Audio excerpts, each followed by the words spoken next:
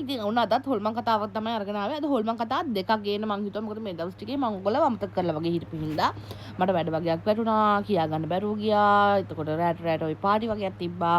ඒකින්ද කියා ගන්න බැරුව ගියා. හරි. අපි යන් වැඩි විස්තර නැතුව කින්ද කතාවට මේ කතාව මට කිව්වේ ඒක කියන කියලා ඉන්නවනේ හොඳම යාළුවෙක්. ඉතින් මේ යාළුවාට අවුරුද්දකට විතර කලින් තමයි මේක වෙලා තියෙන්නේ. මෙච්චර කල් මෙයා මට කිව්වේ නැහැ. ඊට පස්සේ එයා මට කිව්වා මම ඔයාලට කියන්නම් මේ සිද්ධිය ඇත්තටම මරු මේ සිද්ධිය. මං ඇත්තටම අත්විඳ එකක් මං කියන්න තදටත් බයයි. ඔයා කියන්න නමුත් මගේ නම ගම එයාගේ ඒ වෙච්ච තැන් අරවා මේවා චුටා වෙනස් කරන්න කිව්වා. මං කිව්වා හරි මං ඒවා වෙනස් කරලා කියන්නම් කියලා. ඒක හින්දා නම් ගම් තැන් ටික බොරු. හොඳේ.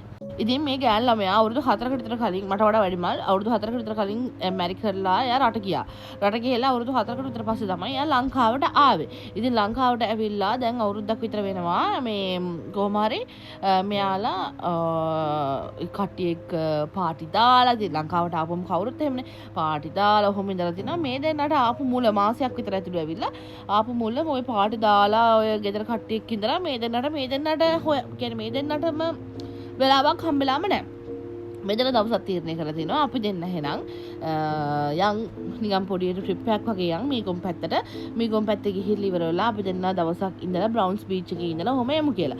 කොහොම හරි මේ දෙන්නට තිබිලා තියෙන බයික් එකක්. ඉතින් ඒගොල්ලන්ට මෙහෙ ඉඳලා මේ ළඟ හින්දා ඒගොල්ලෝ බයික් එකේ තමයි ගිහින් තියෙන්නේ. ඉතින් මේ දෙන්නත් එක්ක ගිහිල්ලා එහෙ ඉඳලා එන අන්තිම දවසේ බිය බිය තුනක් අරගෙන බ්‍රවුන්ස් බීච් එකට ගිහින් තියෙනවා. ඊපස්සේ දෙන්න බ්‍රවුන්ස් බීච් එකේ ඕක බීලා ඊට පස්සේ දෙන්නත් එක්ක සෙල්ලම් කරද්දී ඔය වතුරට තෙමීලා ටිකක් වෙලා තව ඉඳලා බියර් දෙක ඉවර කළා. දෙන්නත් එක්කම ආයි එන්න පටන් ගන්න තියෙනවා මේ පැත්තට. ඉතින් ඔයාලා දන්නවා මීගම ඉඳන් කොළඹ යනකොට තියෙනවා බීච් එක දිගේම පාර.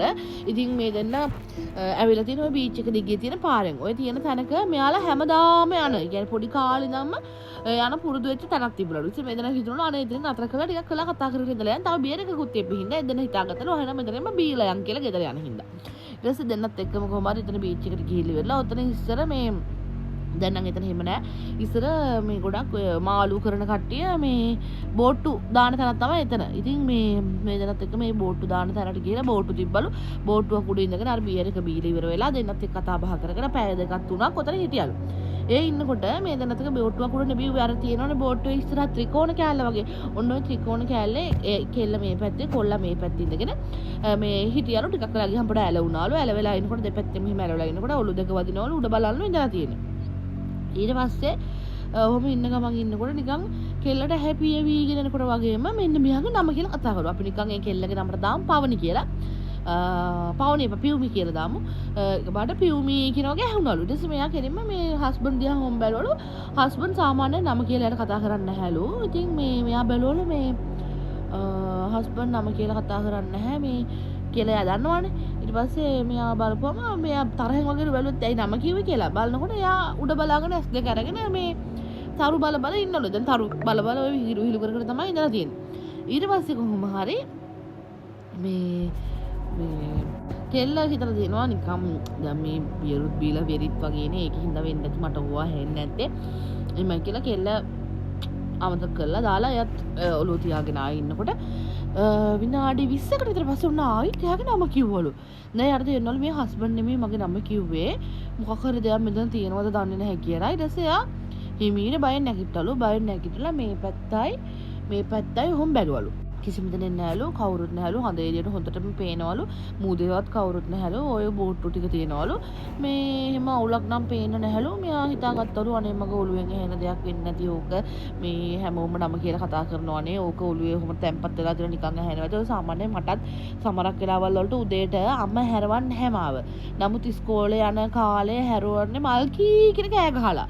ඒක මට උදේට සමහර කරාට මම අවුල් දවස් තියෙනවා. මගේ මනස ටිකක් අවුල් දවස් වලට ඇයි නෑ කියන මනස අවුල් කියන්නේ ස්ට්‍රෙස් වගේ තියෙදි වැඩ වැලි වෙලා තියෙදි උදේට නැගිටින්න උමනාව තියාගෙන නිදා ගන්නකොට මොකක් හරි හිතේ අමාරුවකින් ඉන්නකොට මට ඒ වගේ ඇහෙනවා කෑ ගහන සද්ද ඇහෙනවා මල් කී කියන සද්ද ඇහෙනවා මම අම්මටත් කියලා තියෙනවා මට බේතු තරම් තියෙනවා හරිද ඒ වගේ එකක් වෙන්න තියෙනවා මොකද යාටත් එහෙම ස්ට්‍රෙස් වගේ තිබිද්දී එහෙම ඇහිලා තියෙනවා එයා එහෙම හිතාගෙන ආයිත් ඇලවුණ ගමන් ඔන්න ආයි ඇහුණලු එයා හිතාගත්තලු මේක එහෙම ඇහෙන එකක් නෙමෙයි ඇත්තටම ඇහෙන එකක් කියලා මෙයාට ඇහුණ ගමන් මෙයා නැගිට්ටලු ඒක තප්පරේට හිතුණලු ඊට පස්සේ මෙයා නැගිටිනවත් එක්කම මේ මෙහෙම අනිත් පැත්ත බලනවත් එක්කම මේ කන ළඟින් හුළඟක් එක්ක මෙහෙම නිකන් මෙහෙම අත ගාගෙන වගේ මේ කවුරු හරි ඇහි පීන ගාහන වේගෙන් කළු ගුලියක් ගියාලු මෙයා ඒක දැක්කලු මෙයාට බය හිතුණලු මෙයා ඉස්සෙල්ලාම හස්බන්ඩ් දිහා බලලා හස්බන්ඩ් කතා කරලා හස්බන්ඩ් නින්දත් ගිහිලලු මෙයා කිව්වලු යන් ගෙදර යන් හදිස්සියක් එහෙමයි කියලා මෙයා ඊට පස්සේ හස්බන්ඩ්වත් හැරවගෙන තල්ලු කරගෙන වගේ මේගොල්ලෝ තිබ්බ බයික් එක තියෙන තැනට දුවගෙන වගේ ගියාලු නිකමට පිටිපස්සේ හැරලා බැලුවලු පිටිපස්සෙන් පේනවලු බීච් එක ළඟ ඉඳගෙන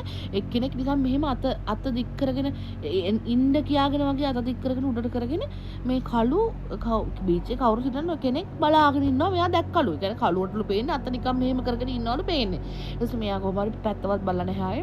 මහත්තයත් එක්ක ගෙදර ආවලු මෙයා වෙවුලන්න පටන් ගත්තලු. ඊට පස්සේ පහවදා වුණත් ගනුණලු. මේ ඊට පස්සේ හස්බන්ඩ් කියලා තියෙනවා වෙච්ච දේ ඊයේ මෙහෙමයි උනේ මම බය උනේ ඒකයි මම මෙහෙම පිටිපස්සේ බලනකොට මෙහෙම මේකක් වුණා. එහෙම කිව්වා හස්බන්ඩ්ගේ මූණ දෙක වෙලා ගියාලු. කොච්චරක් විතර උසට දැක්කි කියලා හැවලු. එයාලට වඩා මිටියට දැක්කි කියලා මෙයා කිව්වලු. ඊට පස්සේ තමයි හස්බන්ඩ් මතක් කරලා තියෙන්නේ මෙයාලා ඉස්කෝලේ යන කාලේ එකම ඉස්කෝලේට තමයි ගිහින් තියෙන්නේ. මෙයාලා හොඳ යාළුවෝ. ඉතින් 8 වසරේදී මෙයාලගේ යාළුවෙක්ගේ බර්ත්ඩේ පාටි එකකට ඔය අවට මින්න යාළුවගේ බර්ත්ඩේ පාටි එකට මෙයාලා ගෙදරට ගිහිලා තියෙනවා. ගෙදරට ගිහිලා කොහම හරි හවස් වරුවේදී ඔය බර්ත්ඩේ පාටි එක ඉවර වෙලා බීච් එකට යන් කියලා කතා වෙලා තියෙනවා. කොහම හරි මේකට උතර අවුරුදු 14ක් 15ක් වගේ ඇතිලු. ඊට පස්සේ බීච් එකට ගිහිල්ලා ඉවර වෙලා මේ අම්මෝ මම බය වුණා. ඔයාලා දැක්කද මම බය වෙනවා. කවුරු හරි මේ මාල් වෙඩි ගහනවා කොහේ හරි මියුසිකල් ෂෝ එකක්. මොකක්ද මං කිව්වේ? කොහොමද බීච් එකට ගිහින් ඉන්නකොට මේ කට්ටිය ඉතින් තල්ලු කර ගන්නවා. එහෙම බීච් එක සෙල්ලම් කරනවා දුවනවා කරනවා. එක එක සෙල්ලම් කරලා ඔන්න හවස 6:00 විතර කට්ටිය නාන්න පටන් ගන්න තියෙනවා. සාමාන්‍යයෙන් බීච් එකේ ඒ හරිය නාන්න සුදුසු තැනක් නෙමෙයි අනුතුරුදායකයි. ඉතින් මේක සාමාන්‍යයෙන් අර බීච් එක ළඟ ඉන්න කට්ටියට එහෙම ලොකු අවුලක් නැහැ. නමුත් බීච් එකට ඉඳලා හිටලා එන කෙනෙක්ට අවුල්. ඉතින් මෙතනට ආපු ළමෙක් ඉඳලා තියෙනවා. එයාලගේ හොඳම යාළුවෙක් කොල්ලෙක්. නමක් මට කිව්වා. එහෙම නම කියන්න හොඳ නෑනේ. ඉතින් මේ කොල්ලා ඉතින් නනා ඉන්නකොට හිතපුවත් නැති විදියට දියර සුලියකට හව වෙලා මෙයාව මුහුදට ගිහින් තියෙනවා. ඉතින් ඒ වෙලාවේ බෝට්ටු ඒ කාලෙත් ඒ පාරු අරවා මෙයා බෝට්ටු තිබෙදලා කට්ටිය හොයලා තිනවා. ඒත් හොයාගන්න හම්බෙලා නැහැ. දවස් 3කට 4කට පස්සේ තමයි මේ කොල්ලගේ මිනිහ ගොඩ අරගෙන තියෙන්නේ. ඕක ඊට පස්සේ මෙයා එයාට මතක් කළා. ඊට පස්සේ තමයි මෙයාට මතක් කරලා දෙනවා. අයි දෙයියනේ ඕනේ හරියටම අපි එතනනේ හිටියේ. මට ඒකේ වෙලාවේ මතක් වුණා නම් මම මැරෙනවා. හොඳ වෙලාවට මම ඒක මතක් කරේ නැත්තේ මට මතක් වුණේ නැත්තේ. මට දැන් තමයි ඒක මතක් වුණේ කියලා. කොහොම හරි යාගේ යාළුවා තමයි එච්චර කාලයක් ඉඳලා බලාගෙන ඉඳලා මේ දෙන්න ආවහම යාළුවට කතා කරලා තියෙන්නේ. ඉතින් මගේ ඇඟ හිරි කඩු පිපිලා ගියා ඔය කතාව හැවුවට පස්සේ මේ තව කතාවක් තියෙනවා මේකත් සුපිරි කතාවක්. ඒකත් ඒ පැත්තේම කතාවක්. ඒකයි හොඳම වැඩේ. ඒ උනට බීච් එකේ කතාවක් නෙමෙයි. මම ඒකත් ඔයාලට දැන් මේකෙන් පස්සේ කියන්නම්. මේක දැන් මම TikTok එකේ post වෙන්න දානවා. ඊට පස්සේ මම Facebook එකේ ඊට පස්සේ මගේ YouTube channel එකෙත් මම දානවා. ඒකින්ද ඔයාලට කැමතිකින් බලන්න පුළුවන්. එහෙනම් අතට වීඩියෝ එක ඉවරයි ළමයි. ගිහින් එන්නම්. bye.